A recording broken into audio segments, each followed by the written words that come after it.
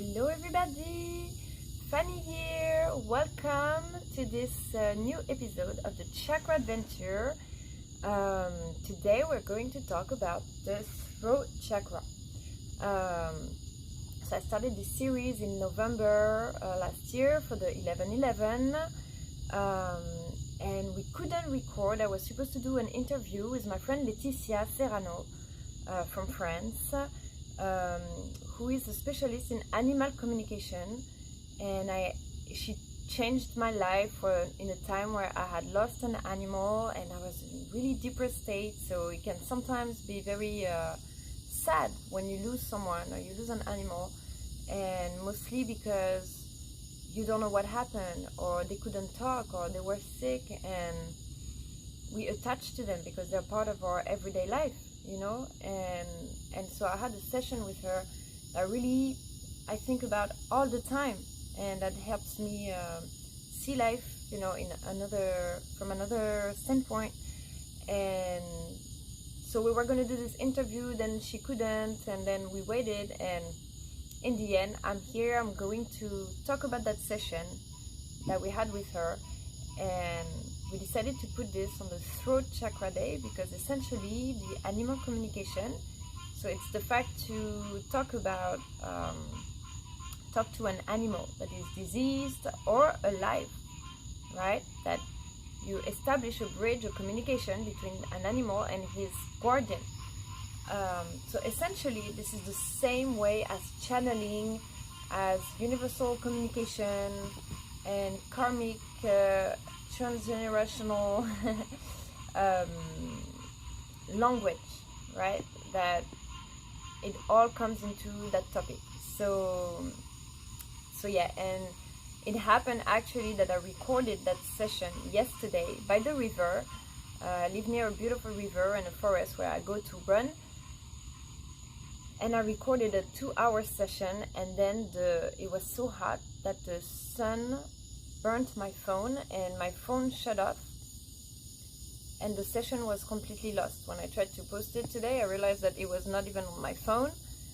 And it's very interesting because actually Matthias, that I follow his Yosoi path, right? And yesterday, what was he posting about the St. John's celebration, right? And made the fire burn, you know, all the past and the traumas to leave space for the new. And this is really, really what I felt yesterday when I recorded this 2-hour session that was very heavy for me, very heavy.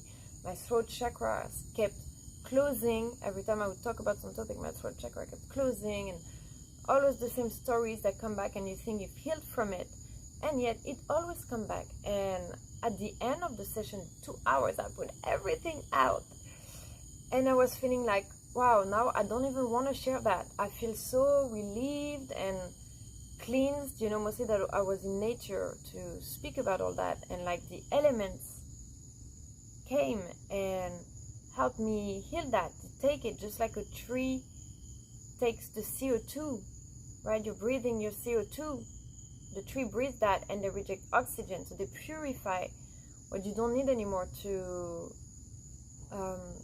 cleanse, to heal you. So it's a little bit what happens when you go to the beach and the waves cleanse, you know, your sickness or whatever. So using nature and using the elements to communicate like that. And it's a little bit like the concept of writing a letter that you never sent, but you've done this process of catharsis. The catharsis, right? When your expression. Okay, so this is the topic of today, expression. What is expression? The throat chakra. The color blue. So you see I'm wearing a little blue crystal here. I have my magic wand. I have my magic wand here, and I didn't have all these yesterday. I was really looking like a crazy person. I was even like, I don't know if I'm going to be able to post this. So I have some remedies for the throat today. I have some wine and a little cigarette here to soothe the throat and to soothe the soul. And you know, yesterday was funny because we're spending the Friday night together. Thank you for watching. It's probably going to be an hour session. There's a lot I want to say, so let's enjoy. Hopefully it will be less heavy and more joyful, right, than what I did yesterday. And this just really proves that it's always a journey, and the things you think you know, there are some people who constantly bring back the same stories, bring back the same excuses, bring back the same patterns, and I do too.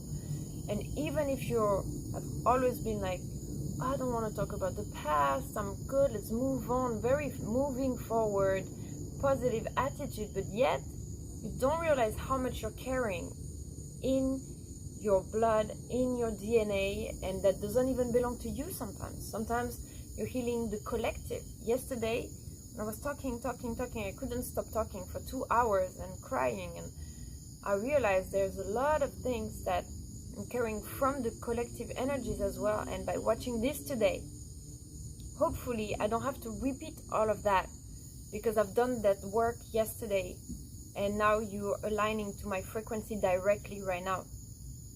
Okay, without having to relieve and absorb also those traumas that I'm expressing. So expression is when X means out, right? And pression, the pressure. So if you look at my PDF from the Chakradventure, you will see.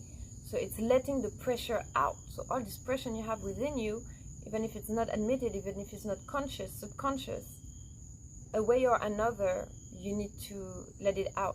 So I do it with the painting, with the writing, and with the videos also, and the oracle, everything that can help you to express yourself. But to me, art is the best way, because you can be in your bubble. You don't need the words. You're just expressing, and then whatever comes into the images, the symbol, the sacred geometry, for years after, you're going to look at it. And every time you go into another level of healing and another frequency, you can interpret the painting differently. The very same as the text. You know, I have this book, The Prophecies, here from Nostradamus. I picked this book expressively today because it's blue, and it's the blue color, and it's night. So, yeah, we're going to talk a little bit about all this. I also have the Spirit Animal Oracle from Colette Baron Reed, because we're talking about animals. And I have my oracle, get some promotion for myself too, and the Star Code Astro, because we're talking about universal communication. And I'm also going to show you some paintings. So yeah, welcome. And you know, I want also to de-dramatize this alcohol, because, and this smoking.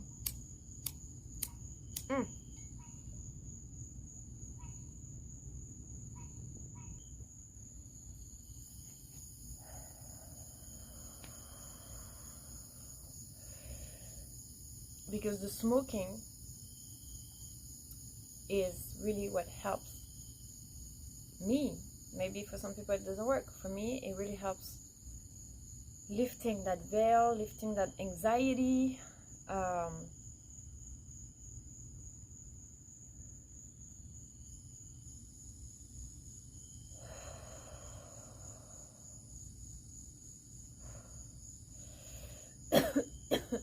And in France, actually, we drink on TV.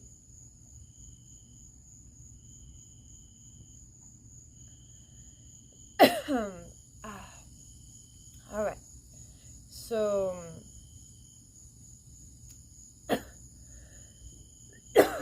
it's not the best for your lungs, but it's the best for your mind. And sometimes you just need to cough it out. You know, the shamans in all the culture, the religions, tribes in Peru, they smoke the spirit, okay, to cleanse the bad spirit around you. So it's the same with your energy inside. So for me, weed is my remedy for anxiety, for insomnia, and inspiration and helps me stay up at night and be more creative. So if it's legal in your state or where you are, I recommend. And actually, you know, when I had a pneumonia, okay, so it's still the topic of expression, but because we're still related to the actual physical aspect of the chakra, right? The throat and the lungs, the respiration. When I had my pneumonia, it wasn't because of the smoking. It was because I tried to stop smoking and I started vaping. I started vaping oil, and the vape leaves the oil in your throat that burns your esophagus, and that got infected. But of course, this was the manifestation of something else in my life. That was psychology, an attack on my energy field, on my throat, that I felt like I couldn't speak, I couldn't tell the truth, I couldn't express myself, or the people I would express myself to wouldn't believe me or would mock me, like, you know, oh, you smoke too much, oh, you're making stuff up, oh, you're not that important, like that, you know, you're making it up. And so I really was frustrated with the people around me and my condition, and that I couldn't talk to anybody, and so it manifested into a pneumonia. So this is why it's very important to do this work on your chakras, or at least to be aware of it, because it's not like I was completely aware of what was going on. It's not like I could heal it better by knowing, but at least I understood it. And I guess then it helps you also redefine what you want, you know, for your life and your environment, all this kind of stuff. So let's start with the topic. A few years ago, I got to the United States, and literally the first week when I got here, my cat Nikita left, because I had just moved in, and she was an outdoors cat. She had been in Peru with me, she had been to France with me, and she was an outdoor cat. She would explore. So we got to New Orleans, and she was exploring the garden, and she was really loving these few days, you know. And it was very special, because usually she was kind of a wild, you know, little wild cat, and that week she was super loving and cuddly. And I remember telling myself, oh wow, I really need to, I'm enjoying these moments, like, you know, I would watch her, look at her in her eyes. And I came with a lot of good resolutions. Oh my god, I'm gonna find the best job, I'm gonna run every day. And I go for a run. So she's outside, and I was gonna go for a run, and so I go call her, Nikita, come on, let's go back inside. And she looks at me, and I always remember, like, she looks at me and she jumps the fence to go to the neighbors. And so I'm like, oh, come on, Nikita, come back. And I try to get her, and I look at the neighbors are not here, and I'm like, oh, okay, she's gonna go look around, and she will be right back. I'm gonna go for my run, and she'll be waiting for me. And I go for my run, and I come back, and I can't find her. So for 4 days, so I look for her, I'm calling for her, I look for 4 days, I ask the neighbors if I can look in their yard, everywhere. I put papers all around the neighborhood, and I can't find her. So for 4 days, I was so sad, so depressed, so angry, anxious, worried, bad feeling. And I end up, like, one of my neighbors called me and like, hey, we found your cat. She's definitely not breathing, you want to come and get her? So I go and get her, and she was, like, with her tongue out, poisoned. So big shock. And that was the day also when I received my green card, like a week after I got to the US. So that was like my entry. Wow, that was like the shock. So sad. So I bury her, And I remember eating this shepherd's pie, right? And I'd be eating this shepherd's pie. I was so, my stomach completely nut, a nut in my stomach.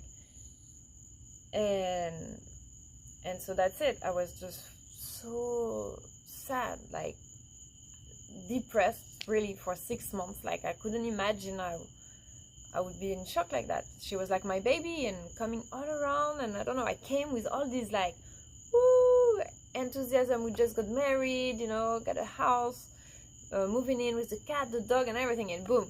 So that really like hit me. And one day I was really, really sad. So I took all this time, remember watching all these conferences about spirituality, numerology workshops. I actually recorded yesterday, a session about numerology, because I always talk about the numbers, and I've done another workshop session about numerology a few years ago, and so I'm talking about that. That has helped me a lot understand the numbers and kind of the matrix, the coding, and all of that. So I wanted to make a video about especially that, how to calculate your life path and the numerology behind it, to understand also your personality, your challenges and goals, and your realization, mission, all this stuff. So it's super interesting. So I just put this to my angel pack on mastermind.com, and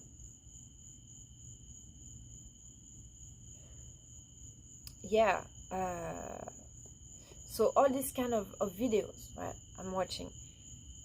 This is when I discovered about the fire letters as well, and at that time, and when I started painting. So in the end, not finding a job and having these events happening kind of put me on that path that, okay, well, for the first time in my life, I have time, and I can become creative.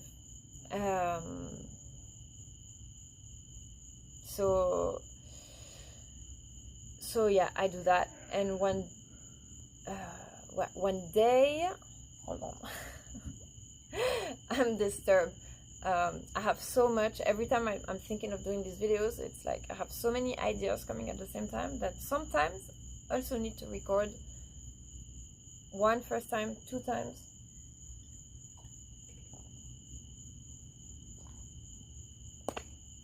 To get all the ideas in order.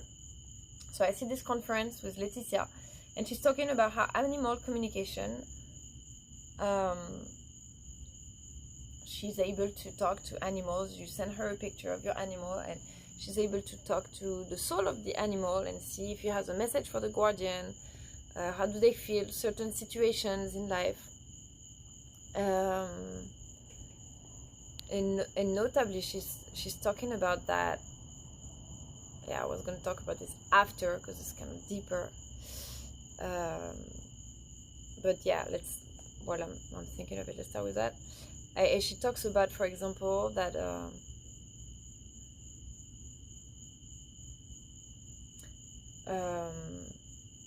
like there was a family, right? The dad was violent to his son, and the dad was violent, and so there was the dog. Oh, yes. Okay, because the cat kept. Okay.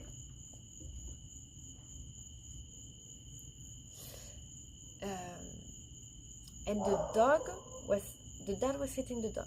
Right, we had that dad was hitting the dog, and the dog died. And when she did her or a friend of her did the animal communication with the dog was saying, but I'm not sad, I'm not mad at all. This is why I was there, because the dad had these aggressive tendencies, and I was there to protect the child. That was my mission in this family, to come and accept that I would be beat up, so I could protect the child. So this is to what extent like the animals have a purpose, a meaning. Okay, don't get me wrong, it's not the purpose of the animals that you beat them up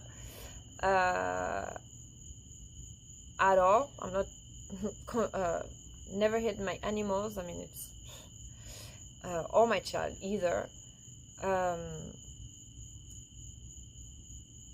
But that's how much the dog was ready to sacrifice himself to be incarnated in this family, you know. And I was like, wow, that is crazy. And it's true that my dog Dusty, he's always been such a protector, and he would sit down in front of me, turn around, look around, like, you know, like he's protecting me, guarding me. And then I realized that he developed this kidney failure, you know. And or my cat would absorb a lot of energies from me and manifest into his symptoms and things like that, like the okay, I don't know if, like for example, he would like have these urinary infections, right? My cat, because the urinary tract is the territoriality. This is how the animals show their territory.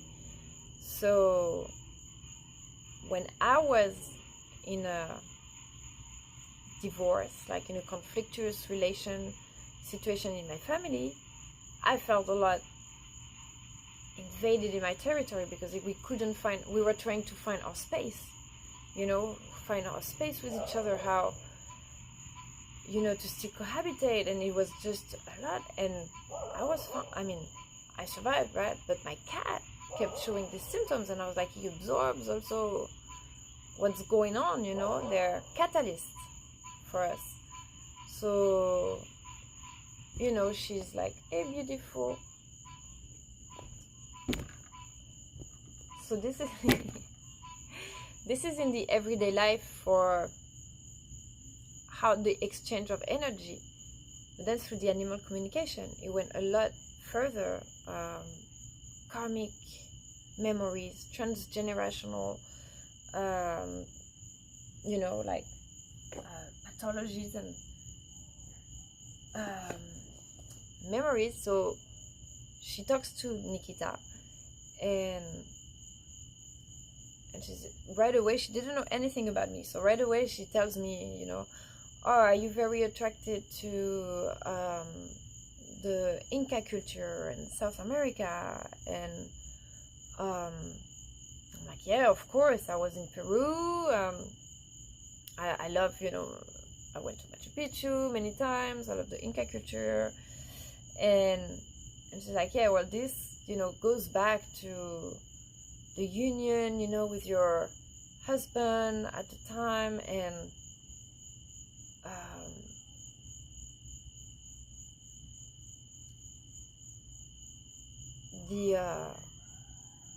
then she started talking to me about the grandmas, right? The fact that the cat was poisoned.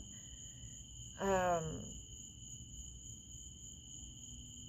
I need more drink.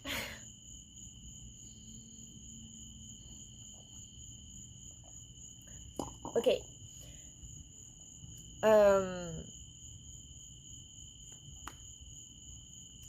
The stomach, right? There was a stomach issue, and she's like, there is something with like the stomach and reproductive area, the uterus and stuff like that, that's been going on in your family, and that the cat is trying to show you by that, absorbing that and manifesting it like that. Something that, you know, you need to heal. And it was crazy, because shortly after, a couple of maybe 4 years after, 2 years after, I started having these patterns in my life from my grandma, stories that I didn't know about, and all started coming back to me. Like even the new wife of my grandfather, who never knew my dad, got back and reached out to me. Like, I discovered that he had a brother. I'm like, oh my god, like it was just from one little thing, and it went down to all this like genealogy tree, family tree. Okay, you lost me. I lost you guys. No. Oh man. I really lost it. Okay. No. He's right here. Look. I got this awesome alien. I love this one. Look.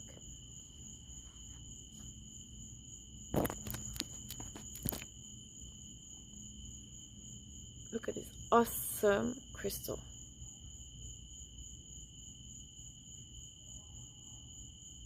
Oh, it's so pretty.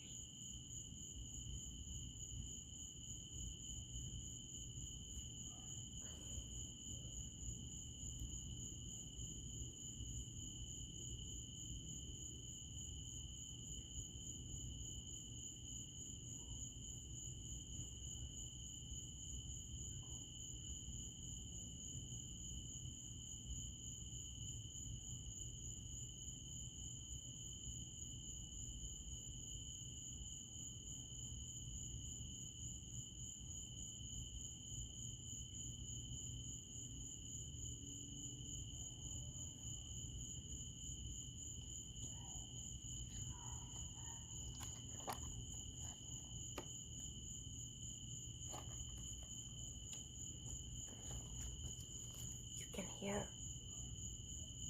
Can you hear? I hope you can hear what I can hear.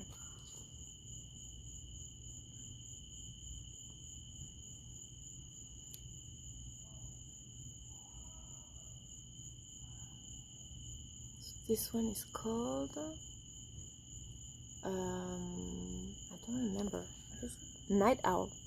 Night Owl. And I'm excited because it's been a while since I've been up at night. Actually, I used to see when I smoke, for example. I know I might look a little zen, and it's good actually. Oh my god. I used to stay up at night really late, just 3 in the morning, 4 in the morning, painting, writing, doing all my work. I like to be up late. But then, like lately, I've been going to bed like, I fall asleep when I put my son to bed. I fall asleep like 8, 9. Then I wake up in the middle of the night. And so tonight I was like, you know what? I'm excited to be outside, to be like night owl style. Yeah, so this is from a collection that I created for the Children's Hospital of New Orleans. They ordered a 30 paintings collection for the Children's Hospital of New Orleans on the theme of music and nature. So my neighbor in New Orleans, so wait, see how everything ties up. You see, I look like I'm thinking of one topic, another thing.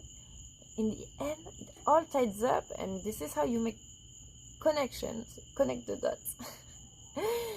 And realize, wow, the matrix, this is a crazy matrix. And how magical synchronicities that you can have every day.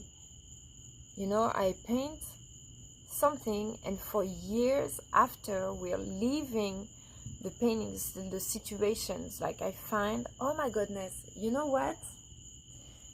I don't know if you've seen this show, The Good Witch. The Good Witch. And there is this character guy. He's one of the clients, and he paints. He goes there, he stays at the bed and breakfast, and he paints. And every time he paints something, they come and they look at the painting, and they realize, they look at the painting, and like 2 days later, they're in a situation, they end up in the situation, and they look at each other like, wait a minute, déjà vu, like, where have I seen that before? And they realize the guy painted that 2 days ago. And every time they're like, what? And the guy does it all the time. Like super awkward painting, and then they're in the situation, they're like, oh, that's what it was. And it's been a little bit like this. There was the theme of this collection was to be like a Mary Poppins. That you would see the painting and you would feel like it'd be super simple drawings, and you jump into the painting and imagine, like in Mary Poppins, like where they're going. So I wrote an oracle for that. I want to do a book for children, an oracle. It's ready. I just need to publish it now. And it's so cool, because then I would meet people or situations, and it would be like happening, like imaging so well, like so funny. For example, so after the cat story, my neighbor Stacy, who is an amazing interior designer, she goes to Paris and she brings antiques and stuff like that.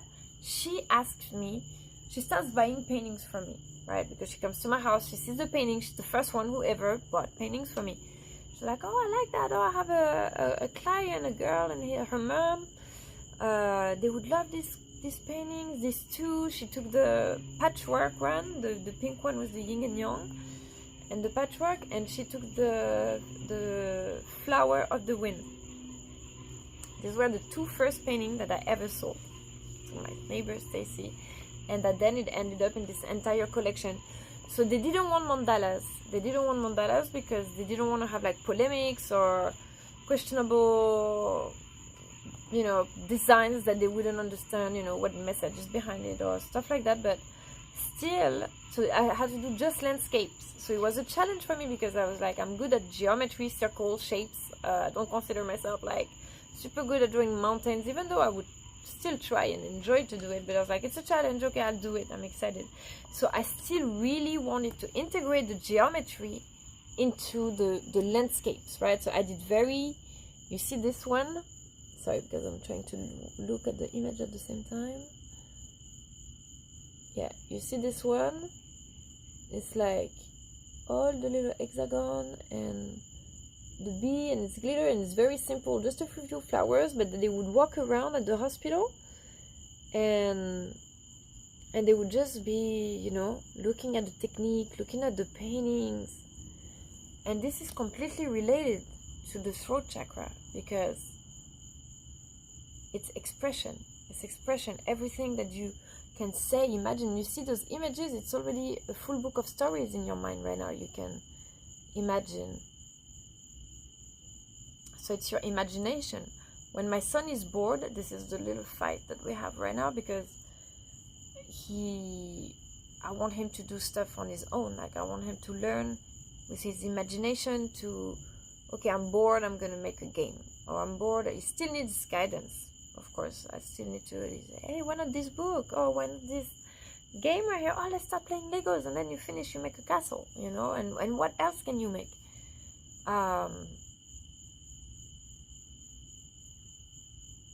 But it's good for them to learn, be bored, and work on their imagination. So expression through the painting, through the images, they can learn to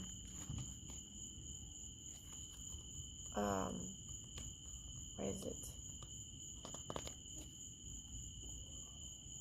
This one. No. Sorry guys, I'm super slow, but I feel like I'm always super speed in the videos, so I wanted to take my time tonight. I love this one, the chakra on the way home, the chakra path, right? It's all the colors of the chakra, so super simple, but through colors. I wanted to tell the children that you can paint, even if you don't think you're super creative, you don't think you're super good at writing, you can paint. Pick an image, trace it, pick some flowers, trace it, make a stories, this is what the cards are going to be like. Make a story. It's going to be not just reading, because you know what? Boom, wow. Yesterday, that is crazy. I'm having such a moment. I was reading the cards, so I always comment on the cards, try to read, interpret, and all the cards were saying the same thing, cutting attachment, moving on, new beginnings, you know. So it was like push, encouragement, moving for me. But at the same time, I was like,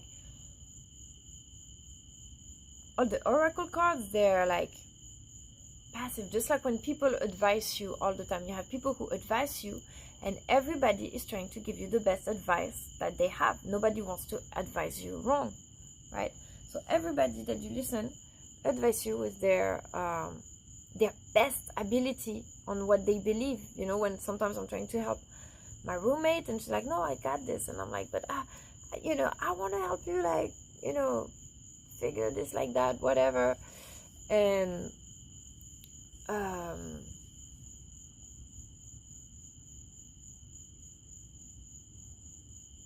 yeah, I'm completely lost. I don't remember what I was saying.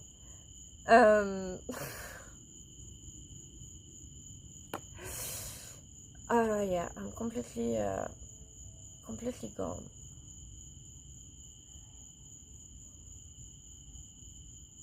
No, I'm not. It's coming back.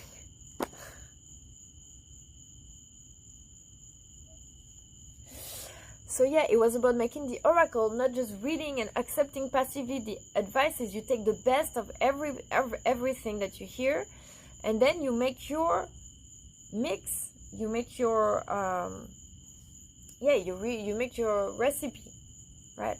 So with this oracle, it's gonna be interactive. Like, you're making the story. I give you the beginning, and you write. You invent the stories, or you take cards. You take 2-3 cards, okay, and you put them together in order, and you make up a stories. Or what does it make you think of? Or just describe the technique. How would you paint it? Little phrases like this of hints on how to interpret, and then interpretation again. So you see, all this is also expression, things that you can do with your kids. And I should do it with my son, actually, because you see, I record the video, and tomorrow we're gonna have the time to try it.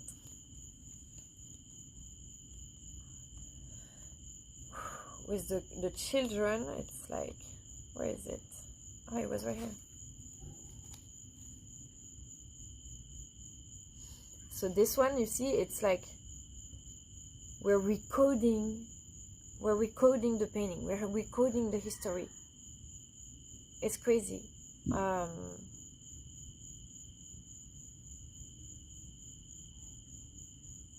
The encounter, the Mardi Gras bird. So this is a bird with the colors of New Orleans. A squirrel, the little green sun, soleil vert, actually, which is from the name of a song. And you see, it's like little codes in the paints, or interpretations that reminds you of a prophecy, or a color, a moment, a person. So you identify, and this is how the catharsis happens.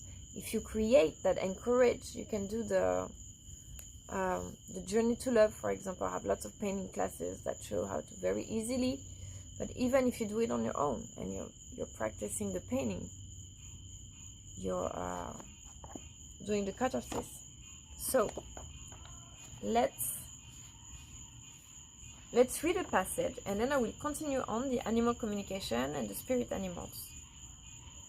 So I'm gonna take a number from Les Prophéties. Okay, so we're gonna do 11 for the chapter, the century. What is it? Is there a chapter 11 or century 10? Okay, so in that case, I'm gonna do so chakra, throat chakra, right? So you have earth, root, sacral chakra, solar plexus, the heart, and the throat, right? 6 chakra, 6. So we're gonna do century 6, paragraph 11. Okay, let's see what they say.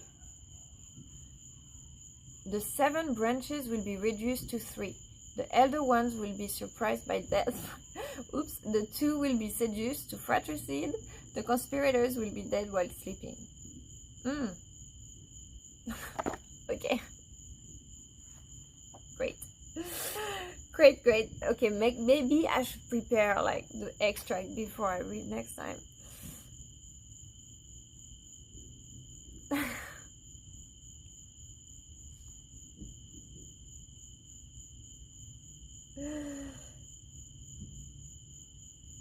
Okay, but let's see what we can get out of it. Let's see what we can get out of it instead of laughing like this. The 7 branches will be reduced to 3. Oof. The 7 branches will be reduced to 3. Okay, so what we can imagine is that the prophecies, right? The prophecies. So we have these prophecies of lands coming together, right? Of kingdoms being united, or the condor and the eagle that I talk about in the third eye chakra next episode. And right now we have these new age theories also about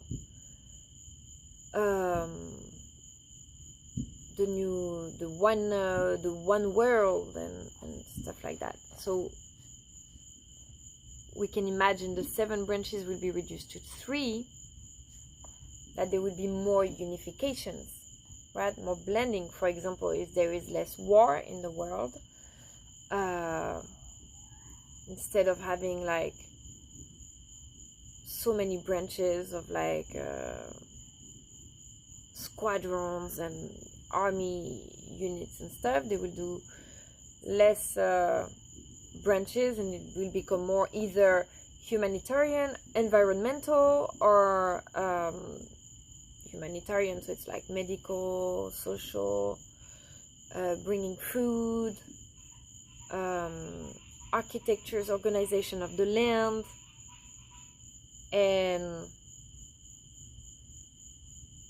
environmental, so yeah, organization of the land, right? And catastrophe response and stuff like that.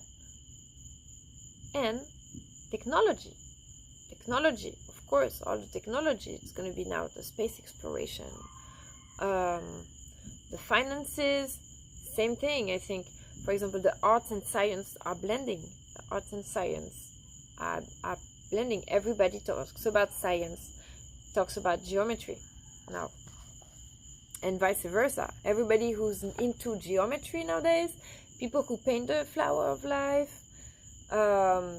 of course, Matthias, when he's talking about the Merkaba, all the polygons and all this stuff, there is always a meaning that comes with it. You know, there is always so much depth. There is the 2D image, the 3D perspective, and then you get into that tunnel, and it's all like the perception, and where it goes into the whole scheme of the universe. So maybe that's the union, okay? More union and collaboration. The elder ones will be surprised by death. Well, usually that's what happens. So at least it's the elder people. And the 2 will be seduced to fratricide. Huh?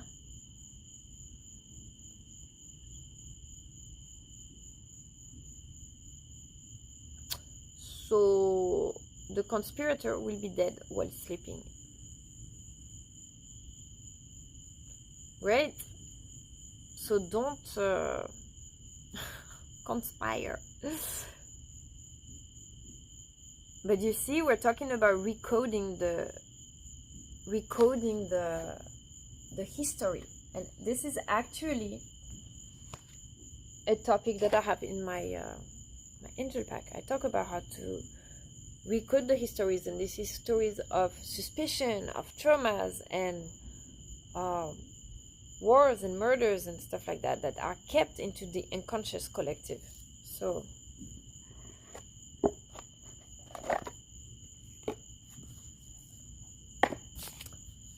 nowadays, building trust is so much more powerful than fighting and disagreeing. If you're in a situation, you can say, okay, how can we work together?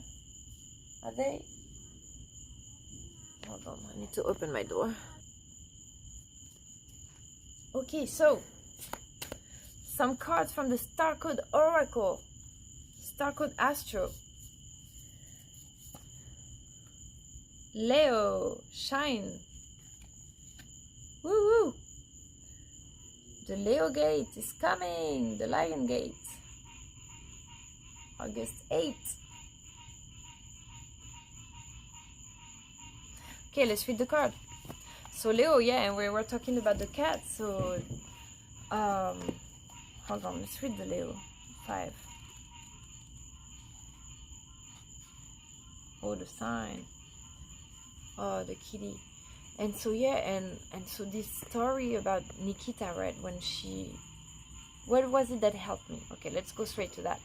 What was it that helped me about this session is that I felt like it was meant to be. If she said she left the room for you to have another child, and because of that you became vegetarian and you could clear your body, and then you could have your vegan child. And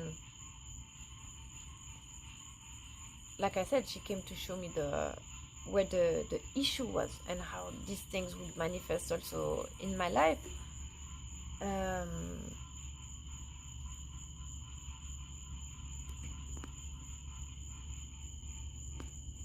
But so if you lose an animal, know that they're still here. And then I had many signs that she came back many times to come and talk to me through a flower, through, I want to see the pool.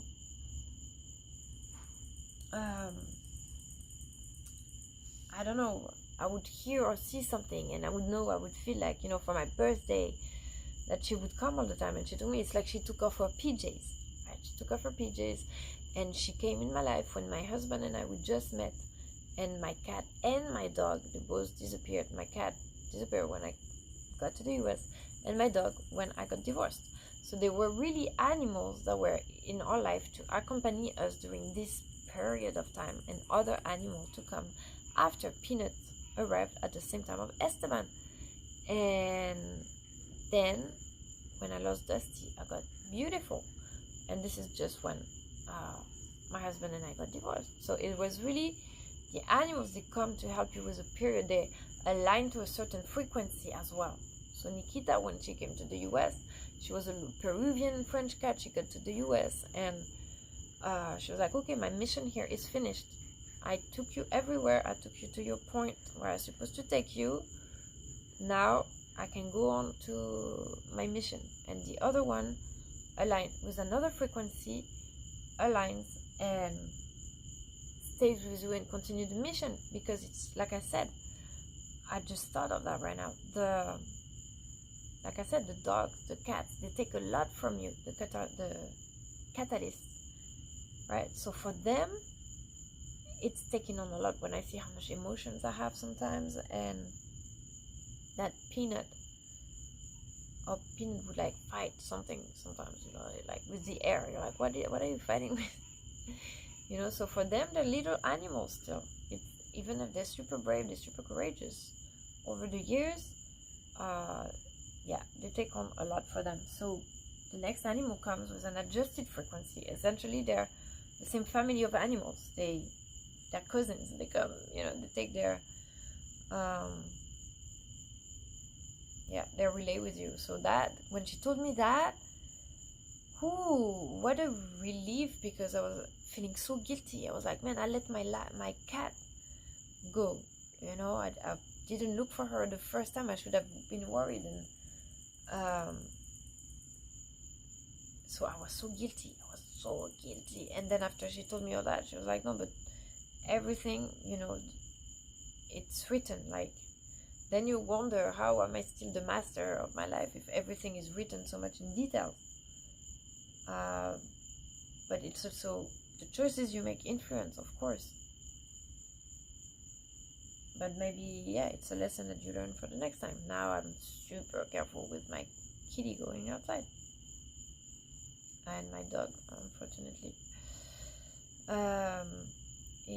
But wow. So, that just, you know, well, she told me more stuff, but I knew that it was true, you know, the stuff, the way she was saying, it's like instantly, it's like she knew me. She told me everything. She was like, oh yeah, during the Incas, you know, and you also have this karmic in general memories also. She talks a lot about general memories of women, sacred feminine to heal, sacred masculine to heal. The sacred feminine, the symbol of the sacred feminine is the whale, okay, the universal mother, and the elephant, the universal father, the protection, the strength. Okay, and so through all the animals so far, right now we have the Leo, lion, is also a symbol of strength, and the king of the jungle, you know, the cat, magnified. Shine for the benefit of all. Leo's lion symbol asks you to be brave, be visible, share from your heart, and warm all of those around you. Leo is a fixed fire sign ruled by the sun and is connected to the heart, liver, and upper back. The sun shimmers here July 20th until to August 22. Action. Take your space, be visible, light up the room, but also honor the light within others. Of course, Leo asks you to be the hearth fire of the situation. Hold other people's attention, not just for your own ego, but for their benefit, as an actor or teacher would do. Warm their lives and be the person that people gather around to share stories. Bask in the sun. Cultivate your community with love. Share the bounty of your culture. Renew your spirits by living life to its fullest. Be honest rather than modest. Dramatize the situation to get your point across. Just be sure to track the truth ends and hyperbole begins. Amplification. Connect your expression and creative process to real feelings and honest facts. Teach, share, be generous with what you know, are, and have. And know that those actions attract the love and appreciation you need. Then offer that same level of attention to others, and they will love you for it. People deeply appreciate being seen by you. Learn when to shine and when to step back and center another person, idea, or community. Exactly. Wow, I was just thinking of that.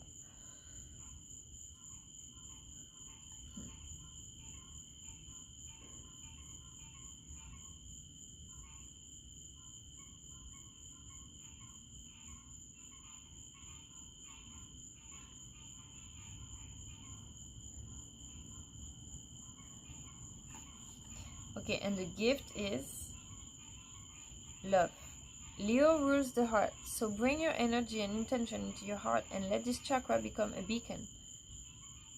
Honor the heart within each person you meet and watch the dynamic shift. Oops. I like it. Alright, another one. Now let's stick with that one. And now we're gonna do a card for my oracle. I'm sorry about the prophecy stuff. I was like, that was a test, like, you know what, every time I pull card online when I'm live filming, I get the weirdest card. And the weirdest thing is like, oh yeah, you want to make your own statement, you know. I love to be inspired by the books, and just sometimes I have fun practicing like this. This is a thing you can do actually to practice remote viewing. This is a little tip. How I learned to do remote viewing is when I started doing these videos like that and reading oracles. And so I would be talking and I'd be like, oh, I'm gonna pick a card. And I read the card and it's literally exactly, almost word for word, the stuff I was saying 5 minutes ago. And that happened the first time. I was like, oh, crazy coincidence. And every time I would make a video, I would pull a card or I would read an extract of a book, and it would be exactly what I just said, or something I painted or wrote. And every time I'm like, crazy. So wait, it's not a coincidence. Am I like remote viewing? Like, am I a time ahead in the present? And it's like, I'm already reading the thing before I even know it, because I'm holding it in my hand. So the information is coming through my cells. It's like literally I'm seeing it, but without the eyes, but with the energy, the hands. Like everything, every electron is an eye, or infused already. I don't know. So you can do that to practice.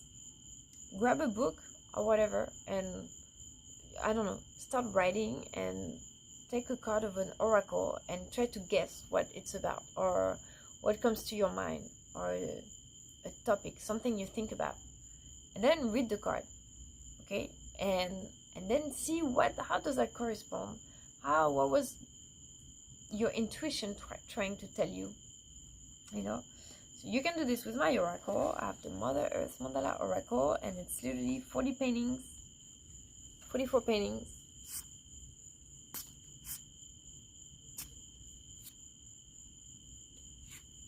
Chakra. Here, let's read this one.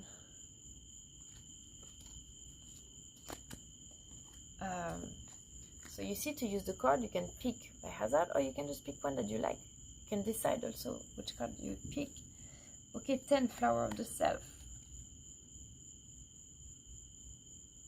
So we're on the Chakradventure. So we're reading the card with the Flower of Life and the chakras. This mandala has been created with the energy and colors of 7 crystals related to your 7 chakras. It acts as a gateway to access and manifest the deepest of your soul's requests. Becoming more aware of your energy centers can help you align your life and choices to your inner truth and peace. Color therapy is an excellent way to nourish your chakra very simply. Place your focus on a certain area of your body or aspect your life and find its related chakra color. At that point, you can start working with their healing properties consciously by wearing color-themed clothes, eating color-themed foods, or through visualizations. The only limit is your imagination. So yeah, definitely, you see, color of expression, blue. I'm wearing blue with my necklace. Every time I talk on a video, I always wear something blue because it's the color of expression. So I always want to, it's like my little portal, like, you know, Ariel, the mermaid, when she's like singing through the shell, it's like little button for the expression. But if you want to be connected in the heart, you can wear green or go in nature. Like yesterday, that was insane, like going outside between all this green all around me. That really helped me for the throat chakra, for preparing for right now. So it's a long session, 1 hour, but in the end, 1 hour, I showed you all the cards I wanted, all the books, talk to you about the missions of the animals, the animal communication, how to practice remote viewing, how to work on your imagination for the children with like taking one of my artwork or making an artwork with them and communicate on the expression, on imagining a story, what comes next, or what do you think they were, these symbols were invented, or these silhouettes. How could you actually create an artwork like that? What are the steps, design, background? You can talk about art. And for your own expression, for your own catharsis, using art or writing, it's always good, because like I told you, if you don't, if you keep it, it will accumulate in your etherical body and it will manifest into sickness.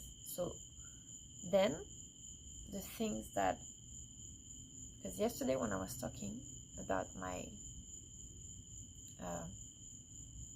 feeling of needing, I don't know, independence and freedom and stuff like that, financial freedom, right? That's my big thing right now, because I'm happy in all other aspects of my life, but what gives me a lot of anxiety is my financial freedom right now. So when I was talking about it, my chakra would shut down, right? And I would be talking and my chakra would keep shutting down. That was yesterday. And as I was like trying to drink, or just like talk about something else, I would feel it coming down, and my solar plexus would be shutting down. And I would literally feel like all my chakras like closing up, just because of that thing that gives me anxiety. And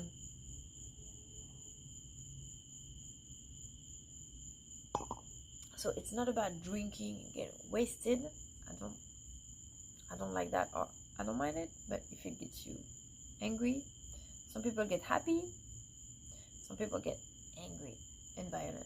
So just a little bit to relax, smoking a little bit to relax your body, all of this, because really, it's maybe the taboo topic, but all the natural medicines, they use herbs, not just weed, but herbs, teas. St. John's wort is good also to relax your muscles. But sometimes, not every day, sometimes I drink and I smoke, and it actually helps a lot into turning my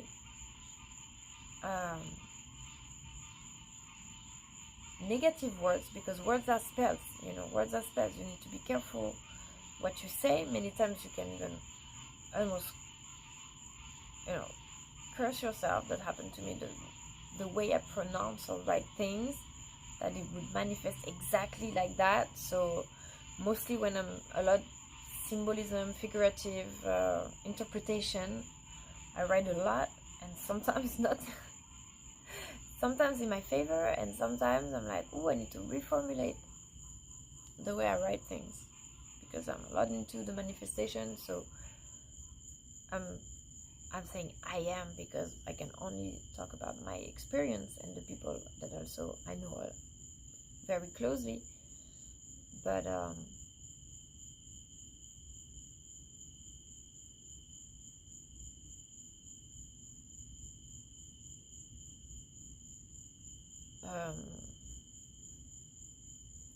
for you, I was gonna say, I forgot what I was gonna say.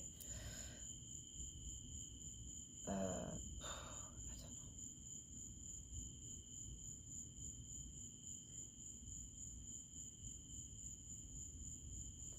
I completely forgot what I was saying.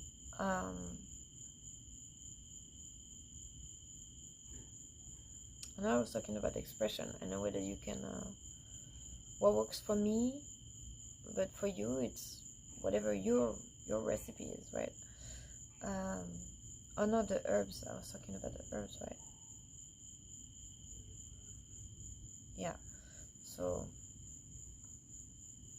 it's important to release. It's important to release a way or another, smoking or art, exercising.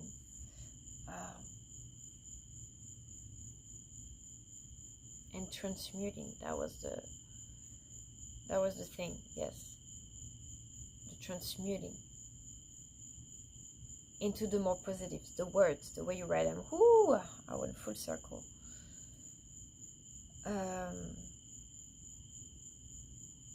Yeah. All right. I'm falling asleep, and I want to finish the painting about the Ministry of Sound. So tonight I'm going to finish the painting, Ministry of Sound. So that will be added to my Throat Vibes. So I introduce you most of my programs.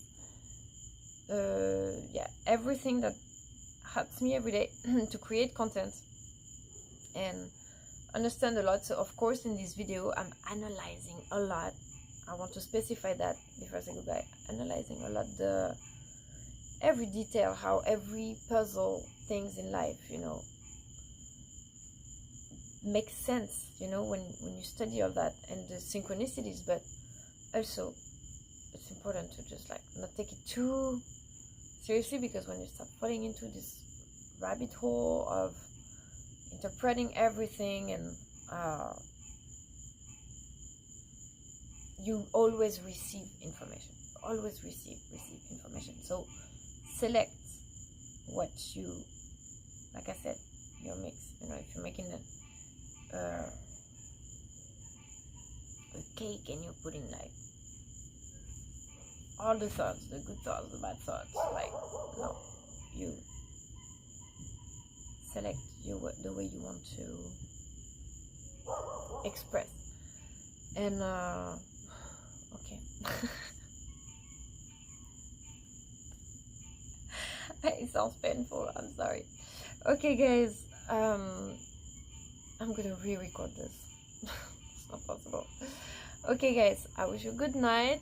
There will probably be another session of that, a third session, yeah, about the essential oil on the session next time. But thank you for watching, and until then, and there will be one more session to record for the Chakradventure, and it will be a surprise. Okay guys, have a great night and take care. No, bye bye. I wish I could have made the video without having to cut and edit it, but the phone shut off because it's too hot in Florida, so I'm sorry. I kept moving around today. Usually I'm all set in my house, but you know what, it's good to be outside a little bit. So hold on, I'm gonna sit down right here, get a little comfortable. Yeah, so essentially even in Egypt they had the temples of the initiates. They had 7 temples. They didn't have one temple where you go into school and you learn everything. They had 7 temples, and one was for learning about the natural healing, one was to talk about the sacred feminine, one's to talk about, I don't know, maybe mathematics and the architecture and all of this stuff. So we're able now to do so much more again, you know, now that we've passed by its cycles of history essentially. So anyways, yeah, let's do some card reading. So of course today I'm using the Spirit Animals Oracle cards because we're talking about Spirit Animals by Colette Baron Reed. Beautiful oracle. And let's see, so when you do a reading, you can ask a question, which I rarely do. Usually I just say, okay, what is my card for today? What is my message for today? What needs to be, you know, said? So let's do one, and then let's see if we have a questions. The Groundhog Spirit. Time to let go. Oh. Time to let go. It's got a little heart holding on to. Let go. So we were talking about attachment, so maybe attachment as well, you know, to get the open up to new beginnings. Groundhog. Okay, let's read what it. La marmotte. Et la marmotte, elle met le chocolat dans le papier. That's what it makes me think of when I see this groundhog. Time to let go. Okay, let's see what it says. Time to go. 31.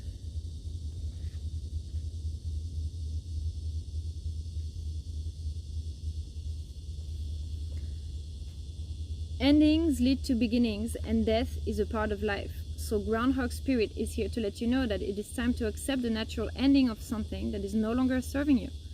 We love to hold on to what is familiar, but the new needs space to arrive so growth can occur. The same that we were talking about Nikita when she left for leaving space for Esteban, even though I got another cat and animals after that. New energy.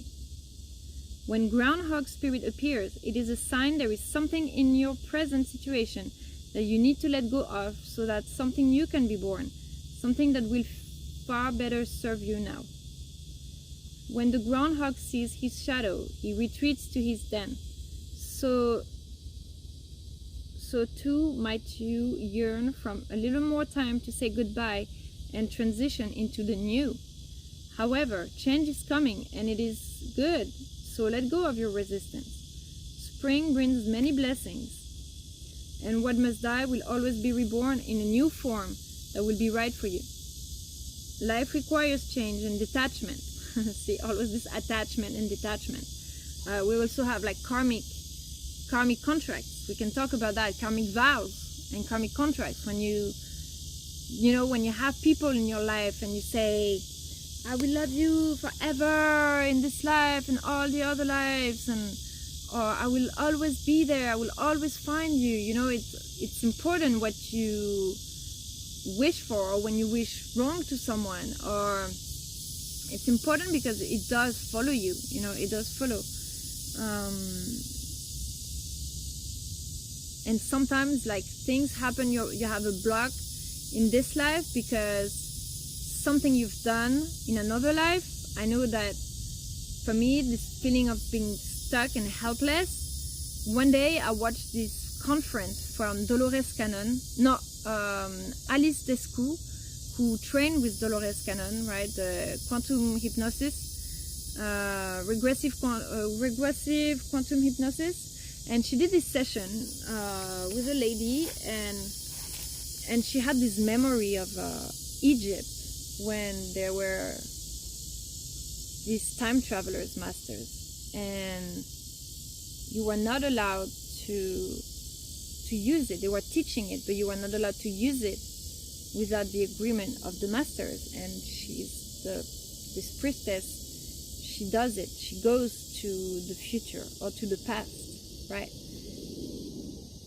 And the master sees her, and to punish her, they banish her, lock her in this sarcophagus for 100 years, and with a silver chain attached to her body, to her soul, so her soul couldn't ascend and reincarnate, and so she was stuck in this sarcophagus for 100 years. And when I heard that memory, it was crazy because it spoke to me. I felt like I was feeling stuck because of a story like that, disobeying a rule and going by curiosity, or wanting to go faster, or and being like, punished for it. And that in this life, sometimes I had blocks, that it's not because of your own. This is not because sometimes I'm like, man, I'm such a I used to be so successful and everything go well, and then I come here, I'm doing the exact same thing, same positivity, same enthusiasm, same amount of work, same beliefs, everything, and nothing is working. And then I feel like a failure. Man, I have everything. I have the knowledge, I have the skills, the passion, the house, everything, and it's not working. So then I feel like a complete failure. I'm so dumb, and how?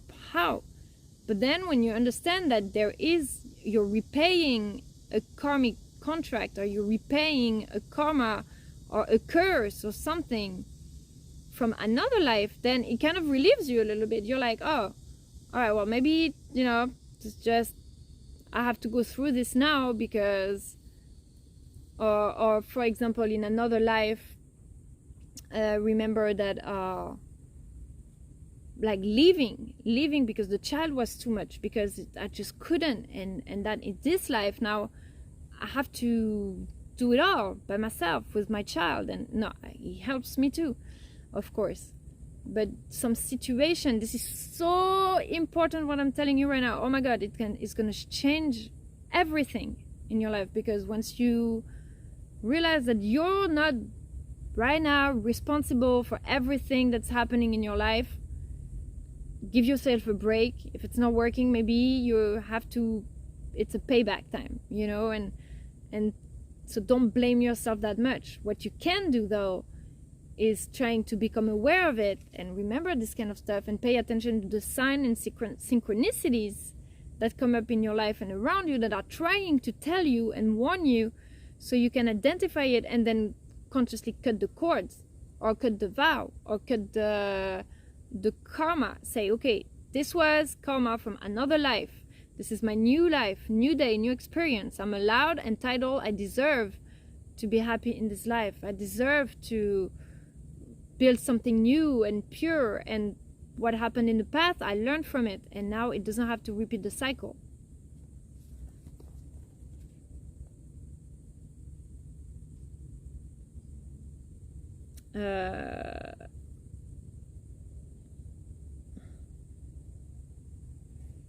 Yeah, get ready for something amazing to take its place. Spirit is already sending it your way. Protection message. Oh my God. Have you been relentless in your efforts to revive something that has passed its prime and needs to die away? A situation, a relationship, a belief, or a habit that served you once but no longer fills you with vitality. Perhaps you automatically expect to see the world through a specific lens based on the familiar. Groundhog Spirit has appeared to let you know it's time to accept that the past is the past. So allow yourself, oh my God, it's crazy, I scare myself sometimes. So allow yourself to feel the loss and grieve it if you need to. Any sadness will not last forever or overwhelm you. Knowing Spirit is with you and wants you to experience joy and excitement again will help you through this transition from the old to the new. Keep your eyes open, for winter always gives a way to spring, and endings always give birth to beginnings. For now, let yourself feel your emotions, releasing them to make way for the joy that awaits you. Spring and new growth are on their way, for that is Spirit's promise to you. Wow, this is amazing. And you know, this is crazy because so many times, like, you know, you say something and then you read the exact same thing. It happens to me like almost every day that I say or I write something and then I found out it's already in a book, or I was actually, it makes me feel also kind of dumb because I'm like, oh, I thought that was my idea, man. I thought I was saying something smart. And then I read it and I was like, oh no, I was just reading. I was like reading the records. You're like, you know, do we even create something? Like, I was just remote viewing. I was just remote reading something that's already there, or something that, but then it's like a confirmation. Yeah, this is the information that had to come through.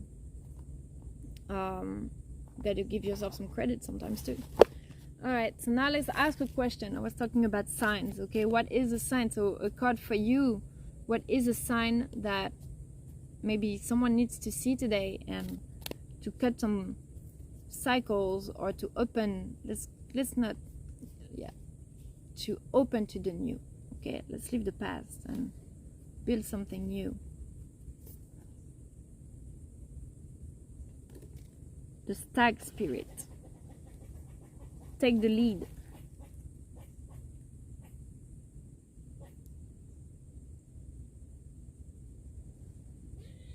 It's funny because I'm in the woods right now and it's kind of the land of the stag.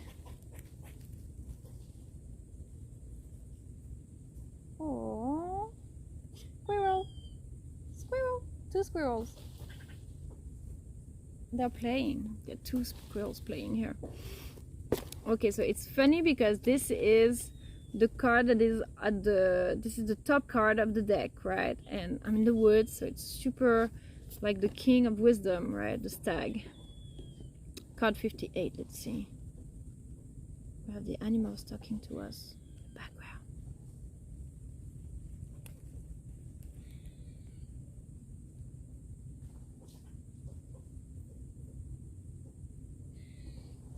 Okay. Whether or not you have set your intention to lead, you may have found yourself suddenly called to step up to the forefront of your life. Stag Spirit is a reminder that now is the time to heed the call to be sure, strong, and compassionate. Others will look to you, and you have it within you to see through the eyes of Stag Spirit and walk with confidence as you take on the responsibility that are yours now, and model integrity in all that you do and in all your relationships. Be willing to see the best in others so that your compassionate heart keeps you on the right path. Yes. You see, and I have the confidence and see through the eyes of stag. I was talking about remote viewing as well. Like, the confidence. Yeah, give yourself some credit. Stag Spirit wants you to know that your responsibilities now are to yourself too. For you are learning and developing new skills. The best in you is coming into view as you step forward with strength, knowing that Spirit supports you as you compassionately take the lead. You are a model for transformation now, sharing your experience, strength, and hope with others, so they may grow and discover their best selves too. What a gift you are. Stay humble and authentic and walk your talk, for this is how a wise leader leads. Yeah, look at what people do, not what they say. Follow their example. Sometimes I feel frustrated because there is so much. I'm like, I'm going to do this, I'm going to do this. I'm writing a book, I'm doing my team buildings, I'm raising my son, I want to be such a good mom. I have so much. And then when the time comes, I'm so slow, I feel like a turtle. But only one thing at a time. And my best advice is to do one thing at a time. One thing at a time. Like the fastest thing I've done this year was the movie from Egypt, because when I came back from Egypt, I was like, I need to do this movie right now before I forget, the order, the pictures, where I put the pictures, when I took them, everything. And I was like, I'm not going to do anything else. I'm just going to stay the entire month. I'm going to do just this, just movie, put the pictures, put the movie, do the movie. I got problems because the program wasn't working, the computer, whatever. I was like, that's it. I'm not giving up. I'm not putting it aside. I'm going all in. It took me the entire month of March, 1 month. It took me to make the movie Yo Soy 2022, and I was like, man, I'm taking so long. But in the end, now it's June, and I was like, no, I was actually pretty fast. A month to make an entire movie, a 2 hours movie. And because now I'm again trying to do many things at the same time, to do the book, to do the team buildings, and I have the second movie about Egypt to do. So I have 3 major projects I'm working on, and I'm doing them. I haven't started the movie about Egypt. I was like, I need to finish my team buildings, and then I started writing.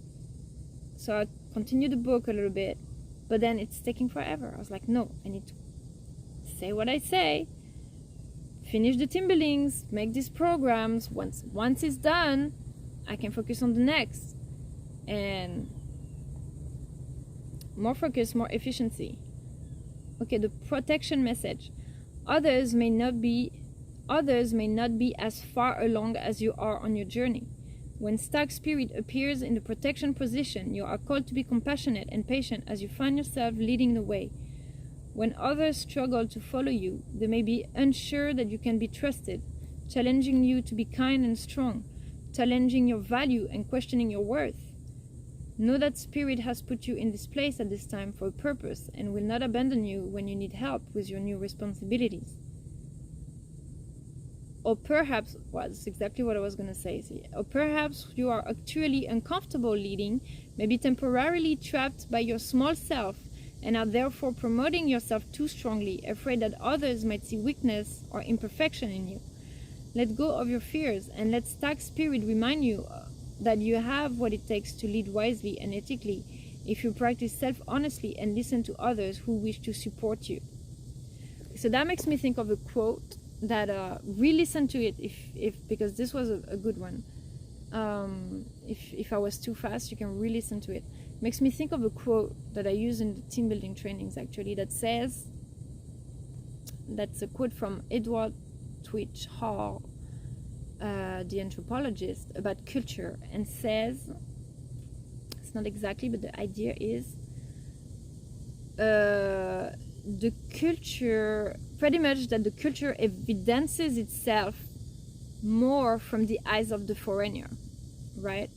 The culture evidences itself more from the eyes of the foreigner and hides itself more to the eyes of its own people. And I thought that was super interesting because I could make an entire video comment dissertation about it, because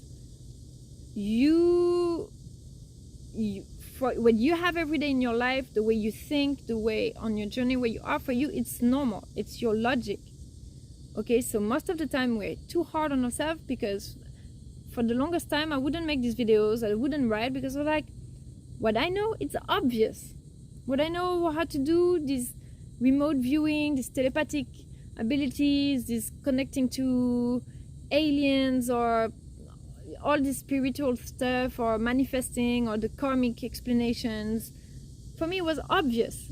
It was obvious. It was always a part of my life, and it was completely normal and obvious. And how cultures, interculturality, accepting another religion. I've lived in Bahrain, I know a lot of Muslim people. I've lived in America, lots of Christians. I've lived in France, where we're mostly atheists. I've been in Peru, where they're animists. And so for me, that was completely normal.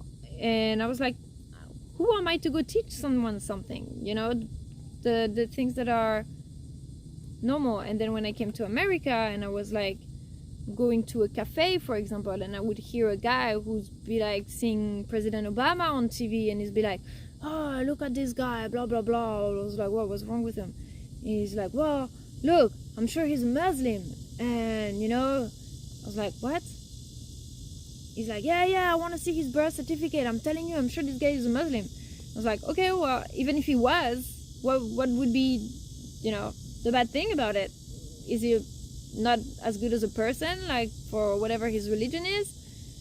And it was like, well, they're terrorists and stuff, because that was after 9/11. So people in their mind, from what they see in the media, Muslims are terrorists. And the fear of the unknown, the fear of the other culture, the women. For me, before I met a woman, I would always remember I was in class in the university, and seeing with women wearing the hijab, right? And in my head, I've never been judgmental on other cultures and stuff. I was studying languages, so I was already very open-minded. But still, in my head, I was like, oh, she must be shy and submissive. Kind of. I was expecting, I didn't tell myself that, but I wasn't expecting anything. It's just when I talked to her, and she was so smart and outgoing and super taking the lead in the task that we were doing, the project, I was like, oh wow, I wasn't seeing her like this, and this is when I realized, I was like, it's not that I pre-told myself, oh, she must be submissive or whatever. It's when I told myself, oh wow, she's super outgoing, I didn't expect that. And I was like, why would I think like that? What would I expect? Like, because of what she's wearing, like she would have to be submissive and shy and forced to wear that, No, most of the women that I know, they wear it because it's part of their culture and they identify to it. Then is it good? Is it wrong? Is it from something that was misunderstood years ago, how they started covering women and stuff? That's another story. That's deeper into the karmic and historical culture. But as far as the woman's personality herself, who she is now, she doesn't have a trauma about it, right? So this is when I started thinking, oh, maybe I know some stuff that can help other people open up their mind a little bit, or then I would talk about how I saw, a spaceship or channeling something, or I have to go to this place, just like when Matthias, he explained this kind of stuff, I'm like, oh my god, same. And that you have people who are like, no, but you're too paranoid, or you smoke too much weed. Oh my god, how many times I've heard this? Oh yeah, you smoke too much weed. Well, maybe you don't smoke enough of it. And so you always have something to teach, because it's your culture. You don't realize what is good and what is wrong and what can be better. The foreigner who comes here, I came to America with my eyes of a foreigner, and there were a lot of things that I saw. The guns, I was shocked. The first time that Daniel brought a gun in the house, I was shocked. We had this big argument. I was like, I don't want to live in a house where there is a gun. And they were all laughing. Him and all of his friends, they were all laughing. They was like, who the hell, she thinks she is? Like, we all want to have a gun. We're all going to get a gun. And for me, to be in a house where everybody had a gun, or they were just shooting guns like this. I tried, of course. I was like, oh, okay, I'm gonna shoot a gun, but it was shocking. It was shocking. In France, nobody ever saw a gun unless you're a criminal or a cop. We've never seen a gun in our life, ever. It should not be a part of our life, you know. Guns are meant to kill. That was shocking. Then when I saw how Christian people were, or when I came to Peru, I saw in the jungle, in the middle of the jungle, my guide who was talking to me all about the Peruvian legend and the Pachamama and the spirits, and yet he's like, oh God, you know, Diosito and stuff like that. And I was like wondering how does your culture mix, you know, your essence of life and the culture that was imposed to your people for so many years. But it's a work that's been done through generation, but they were born in it. They're born with the church over there in the middle of the Pampa, yeah, you know, the Sierra. And so they don't ask, it's your culture, you're born with it. You don't ask yourself the question. It's always been like that. So the eye of the foreigner comes and tells you, oh, this is what's wrong, but also this is what's good. You know, oh my God, people are so welcoming in Peru. And you know, it's like you go to the store, it's like, hola mamita, ¿cómo estás? You know, it's like you're already family. And so for me, it was kind of the same. You know, it's when people came and they were kind of showing interest in my stuff that I was like, oh, nobody cares about this. It's completely normalcy. And I saw first the negative reaction, very strong negative reaction, bullying, harassment, all this. And I was like, what is so shocking? What did I do?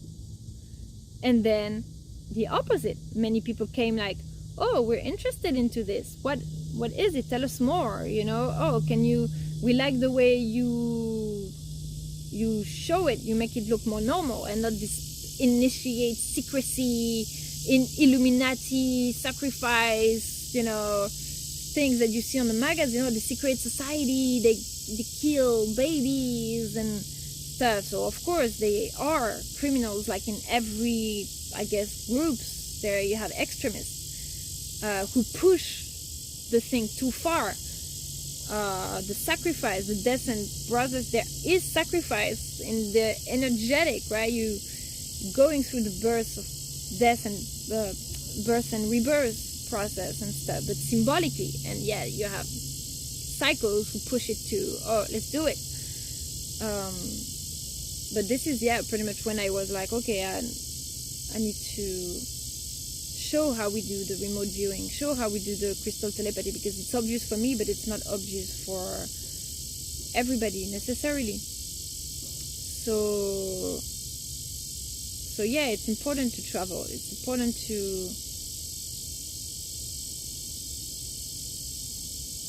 also listen to the people who are not on the same journey, on the same spot on the journey as you, because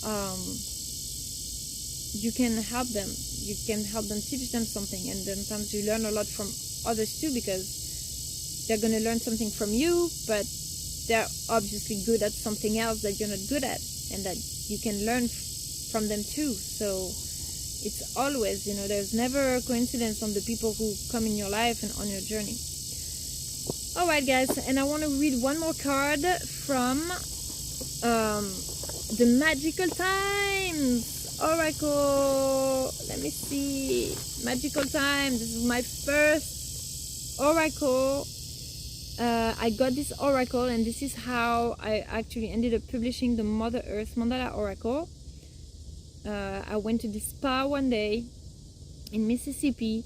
I came in, the lady was so nice, we started talking, and I bought 2 oracles from them. So this one, Magical Time, and another one called Journey to the Goddess Realm.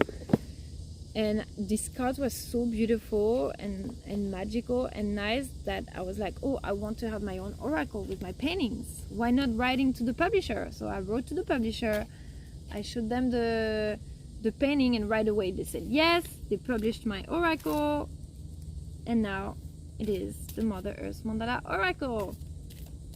So you see, from a moment, your life can change. Alright, I'm gonna pick a card.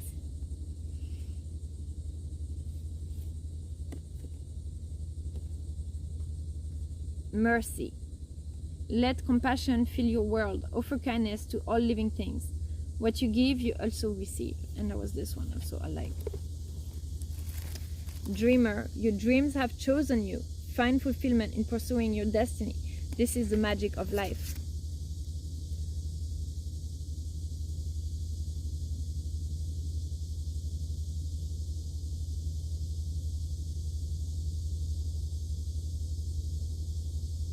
Alright, I'm gonna read the one that I picked. No, I'm gonna read the ones that I chose, because also, you know, the synchronicity, the message here, I think, is not so much the message in the card, it's also what I was saying earlier. You can tap into, you choose, because you channel many messages, but you choose which path you're going to, right? If you just take life as, oh, what cards am I pulling? Okay, this is the cards that are given to me and I have to deal with that. Then you're passive, you're in the passenger seat, you know. But yeah, I have all the cards in front of me right now. What is the one I pick? What is the one that I want?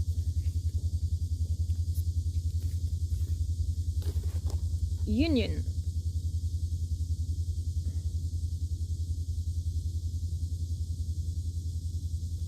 You have seen and unseen allies. Draw upon their strength. Join forces with friends and flourish. Yes.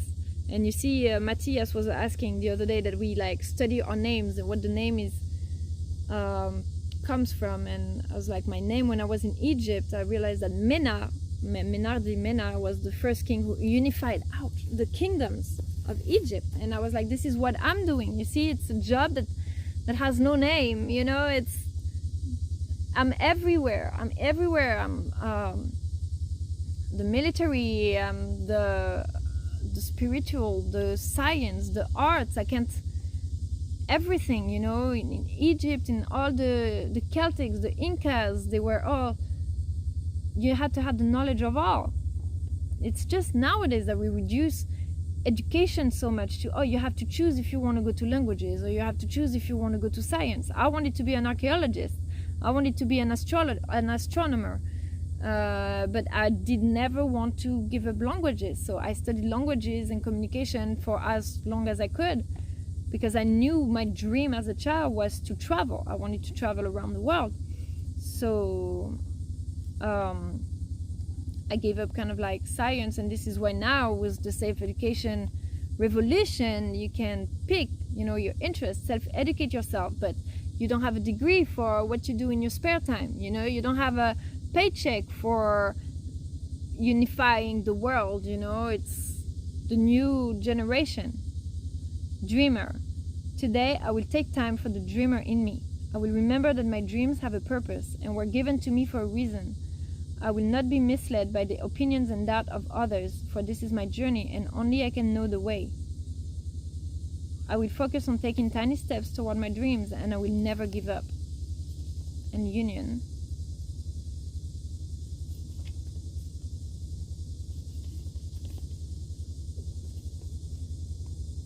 Oh, which is the last card of the game, actually.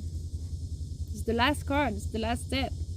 Today, I will focus on the good and happy spirits in my life, the ones that build me up instead of tearing others down. I am rich with the joy and beauty brought to me by my friends. Today, I will contact a friend and tell them how they're worth.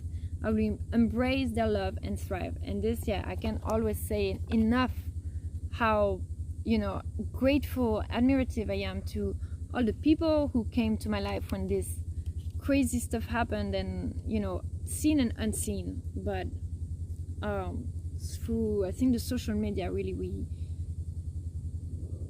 it was so much more stronger, because without talking from words to words, we were talking through images, what you produce from within, and realize, oh my God, we're so similar. We're, you know, and this love that was created from that was so crazy, because talking about the karmic stuff, you know, then you meet people.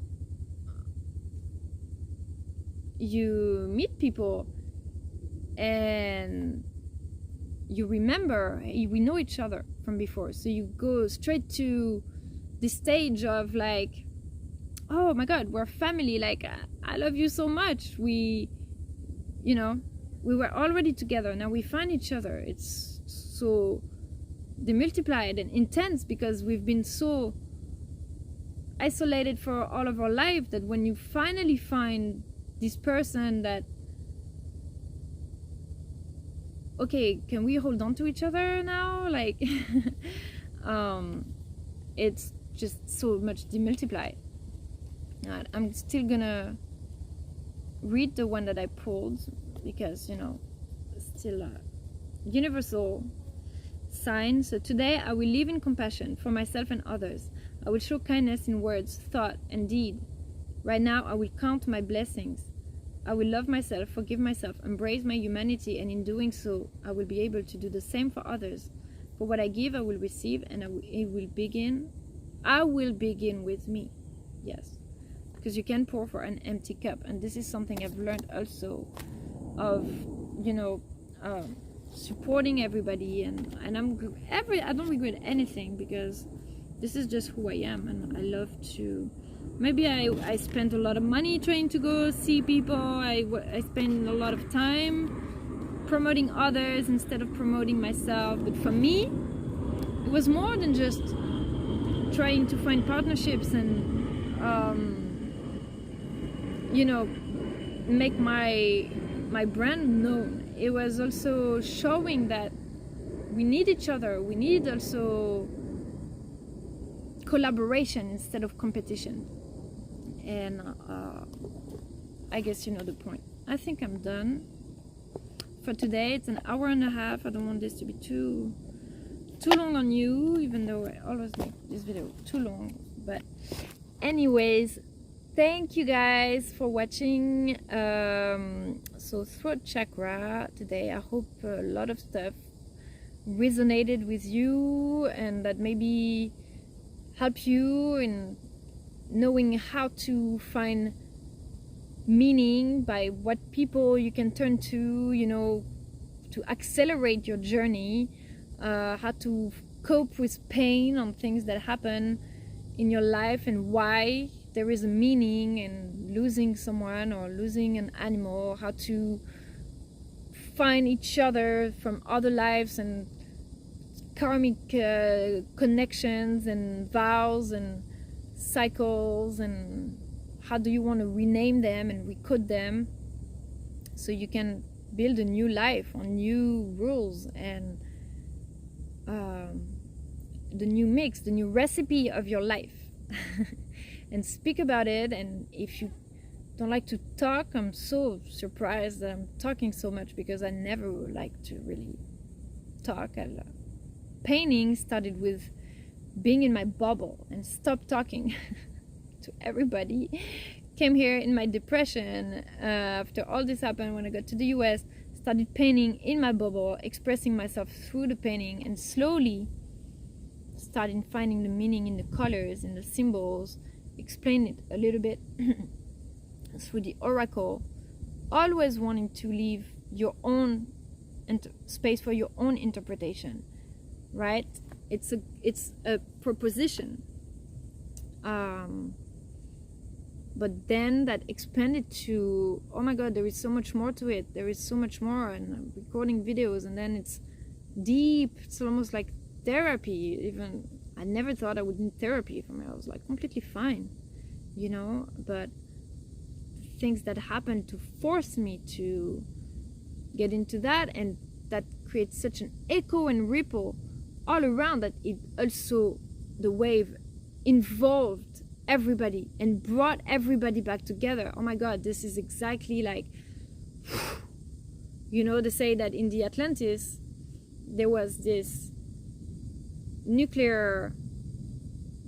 this energy, right, that was so powerful that they wouldn't give it to everybody because it was dangerous. So just like the power of these symbols, I'm telling you, this is so powerful.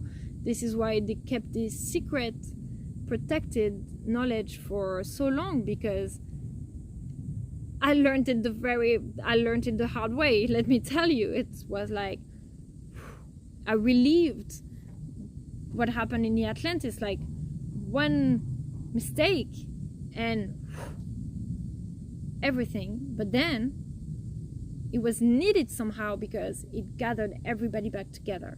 And this is what's happening right now. From that, remember that, and bring it back together, and now we can hug and trust again each other and make history better, you know, through the new technologies. I redirect you all the time to the conference I did with Adam Apollo about the new technology. Now my new painting, Ministry of Sound, where I'm continuing pretty much something I heard from Matthias about the sound technology, and that I had to dream about it as well, and how the technology now can be completely organic, which Adam says everything is organic, but not that damaging if we used to control it. But of course you need the engineers, and you need the scientists, and you need the tribes, like when they go to the jungle and they have this spokesperson who speaks for the tribe. But how will this impact the environment? How does this respond to the law of nature? Helicopter. Yeah, so this is big. This is like, you can go far with all this. And yeah, but this is great. Yeah, it all really brought everybody back together. And yeah, sometimes it needed to be something huge. At least for me, it was a big shock. Like I say, after this I had pneumonia. Somehow I died and was rebirthed, and because this was so strong, like my body couldn't, I was in shock, and I was by myself, and I felt like, wow. And I can't even imagine like the people who are in Ukraine right now, or had to leave Syria, or how they must feel, you know, escaping this kind of stuff and coming to a country and they're alone, and like they have to go beg at the traffic light, you know, and you're here with your family, you have a life, and all of a sudden you lose everything and you're a hobo, you know, and regarded as like delinquents and criminals and the foreigner, the strangers. You know, wow. And it was like this as well when the Atlantis, when this blew up and they had to spread all over and became the Egyptians, the Incas, the Mayans, and essentially we all have the same roots of Atlantis and Lemuria. So this is why then you recognize each other as how our common roots, but yet we all have our diversity and our specificities that makes us all unique, and bringing the best of each, recoding the worst to the best. All right, everybody, have a great day. Thank you for watching. See you soon. Bye bye. Hey guys, one more thing. Oh my goodness, when I tell you it's a process, when I tell you it's a journey, it's so hot. I need the AC because it was so hot outside.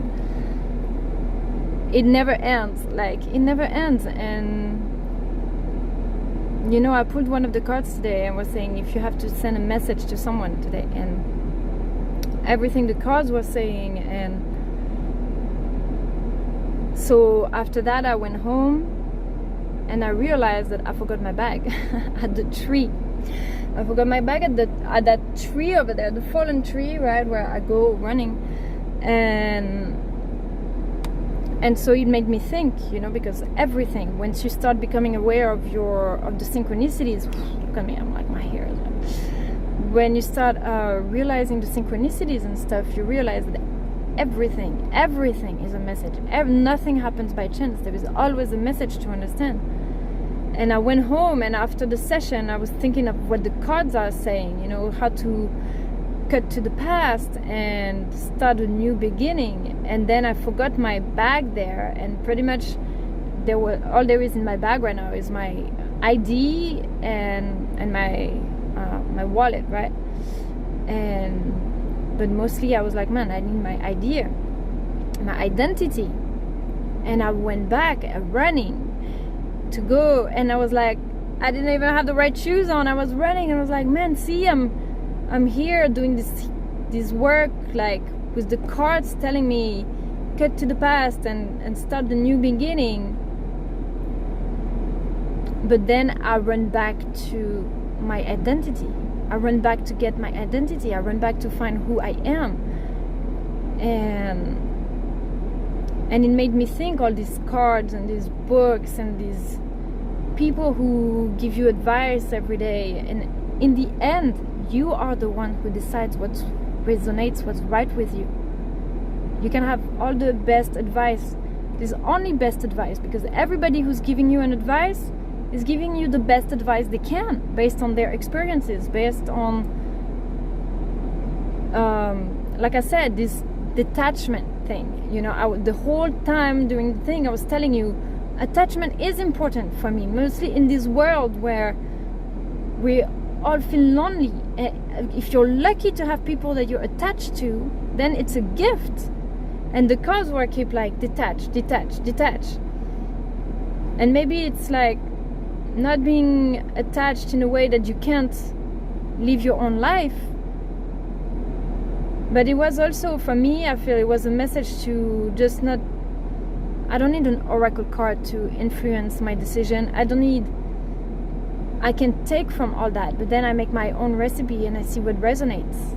There's some people that I will always run back to, and there's some vows that, you know, you give a vow to someone in a life and you tell them that you will always find each other and you will always be there for each other no matter what. And why breaking these beautiful things? It doesn't mean that you cannot have your own life and your own happiness. You can be happy for each other. You can encourage. And when I see, you know, my mentor and how he inspires me and always pushes me despite what everybody would say if I want to go take a trip, and like everybody around me looks at me like, girl, you're broke, like what the hell are you doing, you should be looking for a job, go, you know. And he's the only one who's telling me, man, if you don't do this kind of thing, you just die inside, just go, you know, you must. And I was just reading those cards and I was like, you know, I'm not cutting the vows, you just add, you know, you add to who you want in those vows, who you want as you part of your family. All my life I've been running, you know, I was conflict or disappointment from friends and family, and run on the other side of the world and then run somewhere else, and not necessarily running, but I don't want to, you know, if I would ever leave this place, I would always feel like a failure. You know, I failed in here. I didn't manage to, you know, make my own living, independence, all the success I thought I would achieve. And I don't want to leave thinking this mindset. I want to think this is success. Wherever I go next, wherever I do next, is everything I've worked on now that's leading me to that. And it's important, like, to not leave your relationship thinking you failed, but that it's a success. It's leading you where you need to be. Like when I talk about the twin flame journey, my throat hurts a lot right now. See, the throat chakra, it's like while I was running in the sun going back to get my purse, then this voice tell me, no one is here, no one is gonna take your identity, you know. There is only one like you. And why was I saying that? I lost it.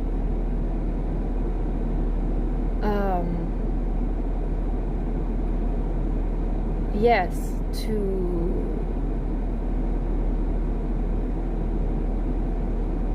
the twin flame journey. Yes, how I once thought, someone is my twin flame. How could I think this person would be a soulmate, and they betrayed me and humiliated me,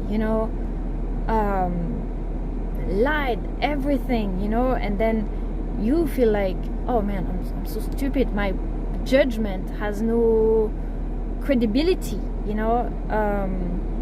because I was so wrong. And then you meet new people and new, and then you're like, but there was nothing wrong. It was the experiences that took you to it, the people, some people that were here to push you away from it, and some people who were here to guide you to it.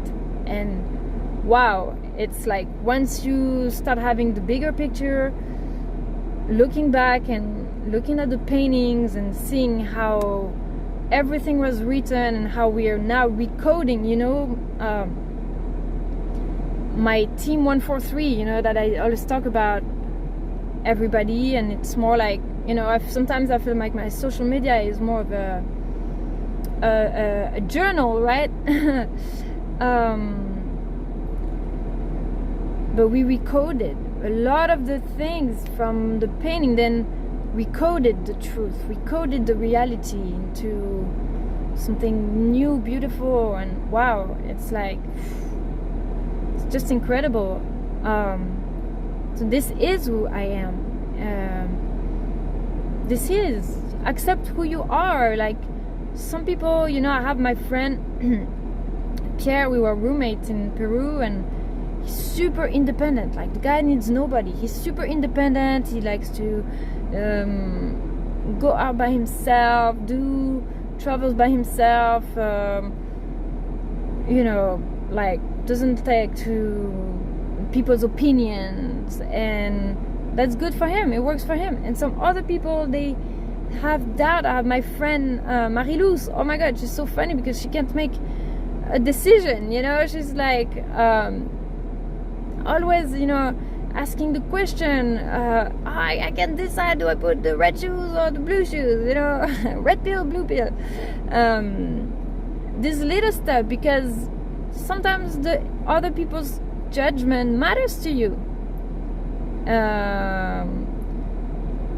When I see those things, like, it doesn't matter what people think and stuff. It does. For me, it does. It does matter what people feel like. If I say something, if I'm hurting someone, if I say it wrong. That's why sometimes my videos are so long, because I feel like I could never express exactly what I feel, because you curse yourself. Sometimes it's better to say not much, because you end up cursing yourself or hurting people by not saying the things the way you'd like to say it, or way you actually feel it. Or maybe you're trying to convince yourself or something, or maybe you're protecting yourself. Oh my god, I've been betrayed so many times, I don't even want to believe that this is real, that someone is not going to betray me this time, or that, so we full of that complete, like, new, card, this hero card, villain card, trickster card, all of these, but then all you can do in life is just give a chance. Like, I'd rather fail 1,000 times and say, wow, every time I gave a chance and I was naive and maybe disappointed, but at least I chose to believe. And for me, there's nothing worse than, like, when I see people who are resignated, I don't talk to people because, not because I'm independent and I'm happy by myself. Don't talk to people because they bother me, or in the end they're gonna betray you, or in the end I don't want to make effort for anybody, whatever, living in this frustration, because in the end you're just trying to protect yourself, and you're not giving that chance to love and opportunities. I don't care how many doors I knocked at and trying to offer my training, and they wouldn't take it. But maybe if they read something, at least in the letter that I wrote, because every time when I write for a job, I never wrote the same letter twice. I maybe applied for 100 jobs. Every time I write to someone, it's always specifically written for this job, for this person, for this occasion. It's like unique. It can take me 4 days, 5 days just to write a motivation letter. But I'm like, maybe we're not working together, but by what I wrote, it sparked something, and it's plant a seed, and then plant a seed, and maybe after 100 times, all these seeds that I planted and I felt like never germinated, they're all gonna start blooming at the same time, and the tree is gonna become like, wow, so yeah. Woo! Wow.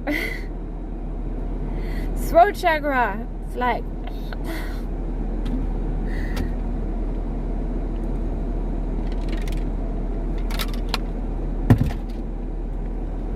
so yeah, give the chance.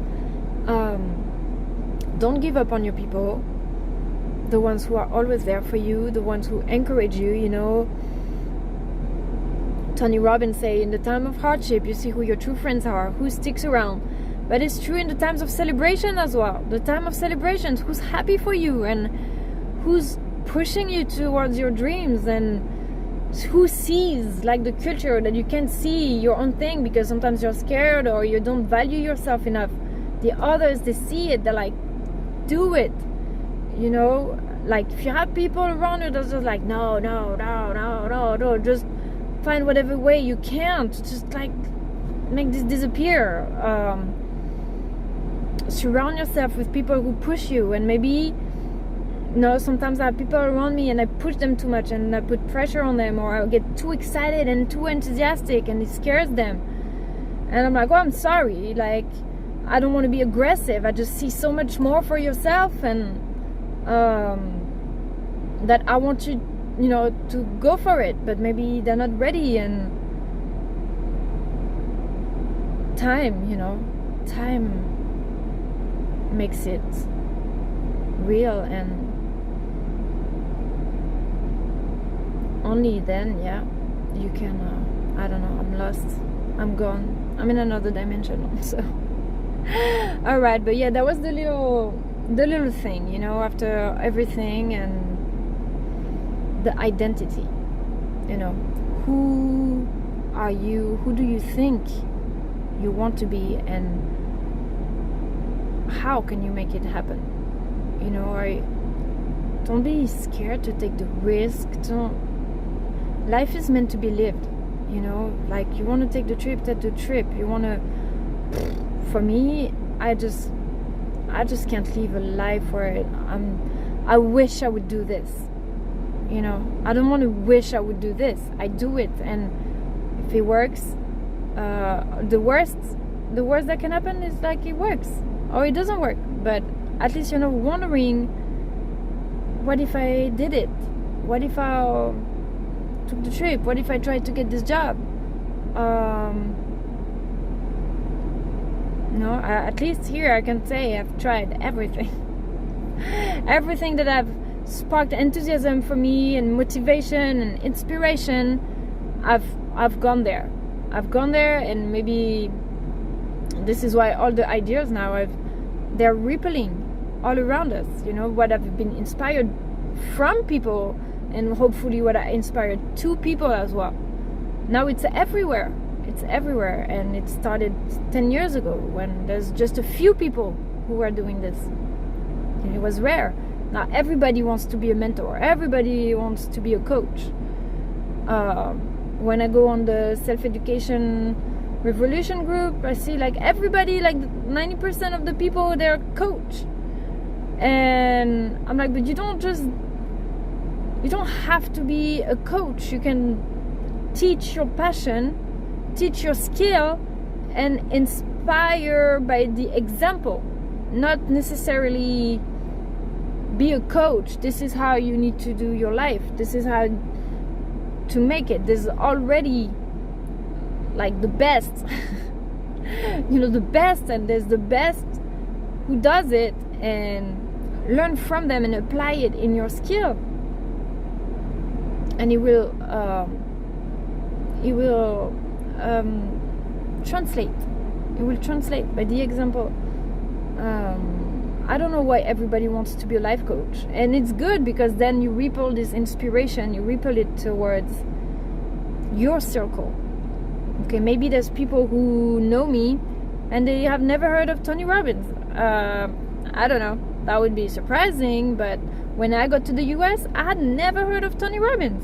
Someone told me, hey, do you know Tony Robbins? I was like, no. Who's Tony Robbins? Oh, he's a mentor. I was like, oh, mentors, yeah, I don't need someone to tell me how to rule my life, you know.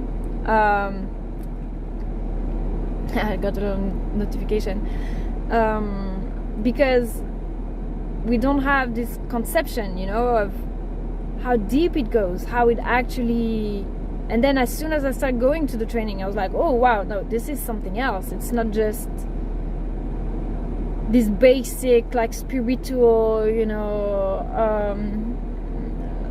love yourself, detachment. No, it's really like going deep into the trigger and how you switch it, and it's the natural healing. You see them and right away they will transmute your energy right away. Like you cannot go to one of Dean trainings or Tony Robbins trainings and not end up the hour or the day being inspired and like ready to take on the world. Like it's impossible, because no matter, even if they wouldn't say anything, just by sitting there and smiling, you already receive.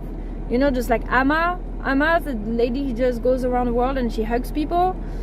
That's it. She doesn't need to do much. She carries the energy. She's transmitting the energy. She's naturally a healer. So, and sometimes I feel like this is why I speak so much, because I'm like, an artwork sometimes would speak so much more, so much better, because I can try to explain it for hours and hours and hours and hours, and I would still not reach the level of bliss, understanding, and enlightenment and leap, you know, the quantum leap into this other reality that is like transcending. So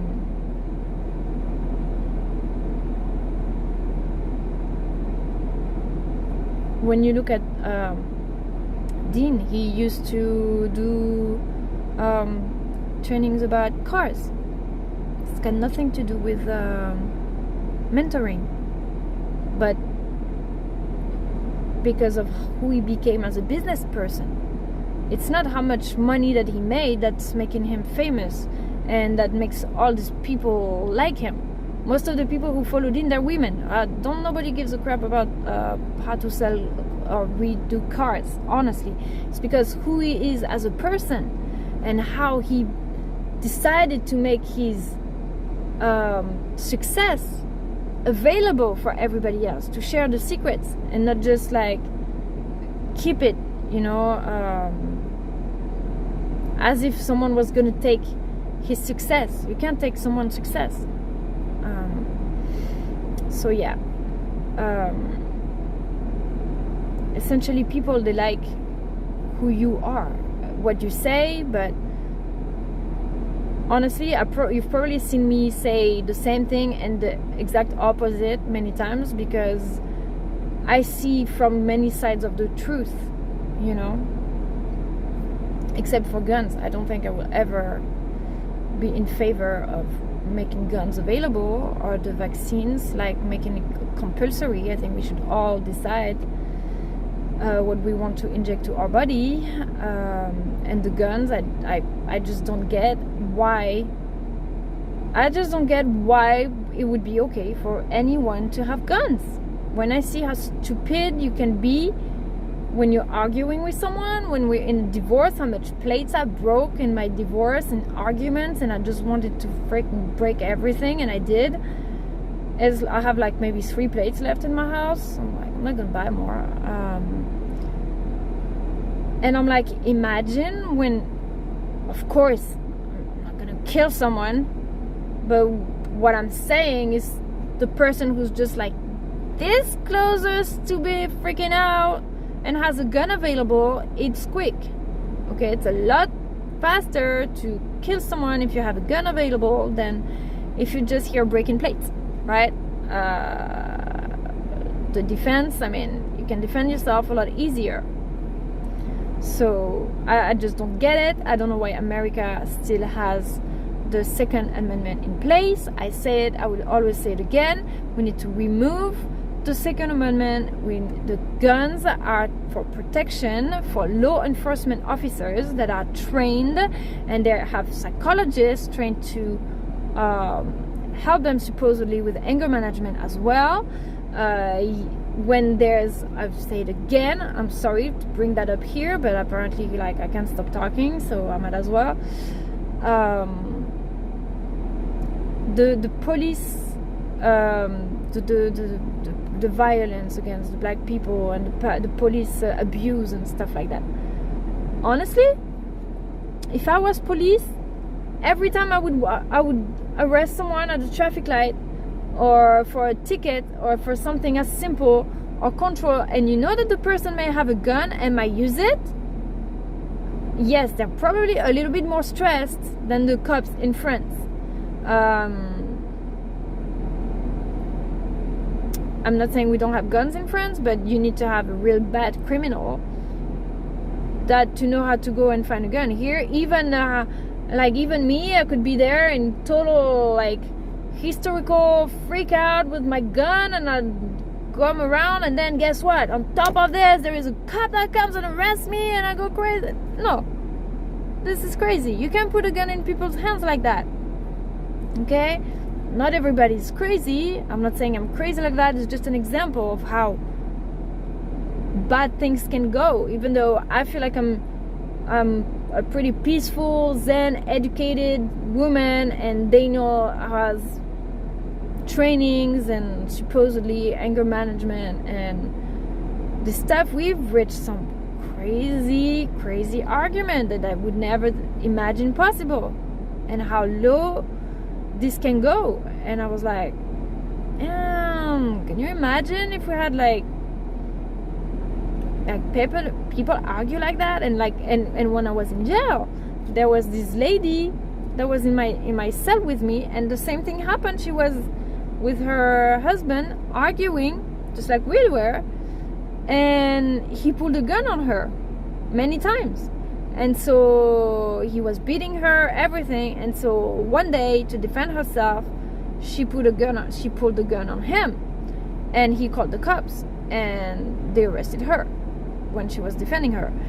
And I was like, wow. And I thought we were bad, but there are some households where this happens with guns in the middle and kids in the middle. I mean, I'm like, and kids who go to schools and universities, and like, oh my god, I saw this lady, amazing lady, raised her son, amazing, perfect grandmother, mother, Christian, everything you want, and she's there on social media promoting the guns, and she's like, oh, everybody should have the right to have a gun. It's not because a bad kid killed someone with a gun that he's a bad kid. Even if he had a rock, he would have gone and killed someone. It's just a bad kid, it's not a bad gun. And I'm like, oh my god, like, even the good people don't realize what they are saying.